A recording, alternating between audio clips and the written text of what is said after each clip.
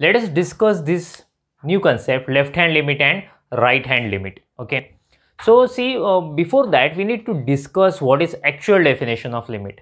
The definition of limit says, mathematical definition says, for given epsilon greater than 0, there exists delta greater than 0 such that 0 less than mod x minus p less than delta implies mod f of x minus l less than epsilon. This is mathematical definition. But what it means that if you take any point x which lies in this interval p minus delta, p plus delta, then its image f of x will lie in that interval l minus epsilon, l plus epsilon. Or in other words, we can say, as x is moving towards p, getting this point x is moving towards p, then f of x will move towards l, getting it is moving towards p.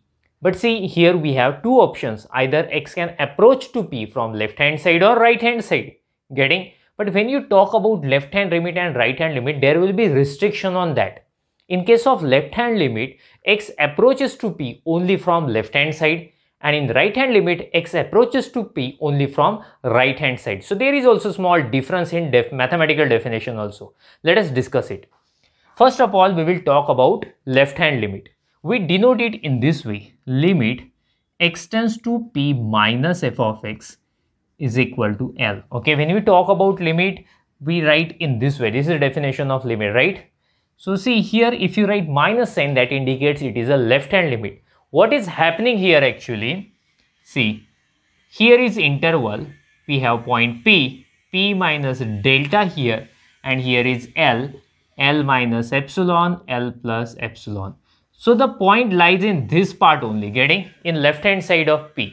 And f of x can be here or can be here, getting f of x will be there.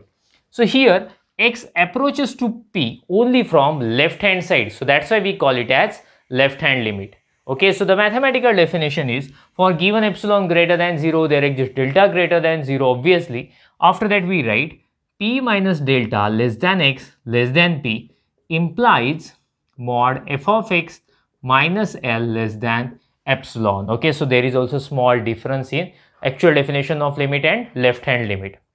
Okay, so I hope you have understood this part. So can you tell me what about right hand limit, what we have to do?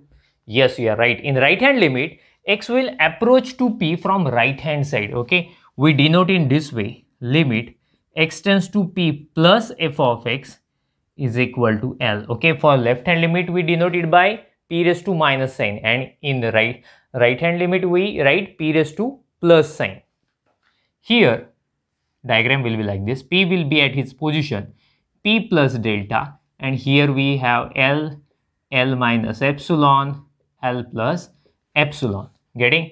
So here we take point x which is in the right hand side of p, getting, and f of x can be anywhere in this interval, f of x. So in this case, x approaches to p from right hand side, so that's why we call it as a right hand limit. Okay, and f of x can be anywhere in this interval.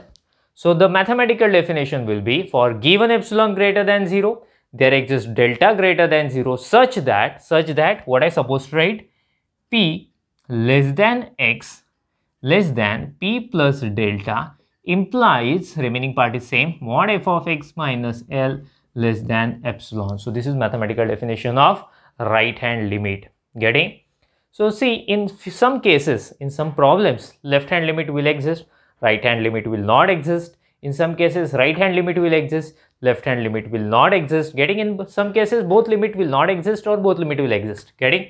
But see, when we say limit exists, it should satisfy two conditions: left hand limit and right hand limit both should exist, and second condition, both of them should be same, then we say limit exists. Okay, I will repeat. When we say this limit exists, when we say limit x tends to p, limit x tends to p, f of x is equal to L exists. When we say, it should satisfy how many conditions? Two conditions. First condition is left hand limit, right hand limit both should exist, and the second condition, both of them should be equal. Then we can say, yes, this limit exists. Okay, you can make a screenshot of it. After that we will stop. Thank you. Bye bye.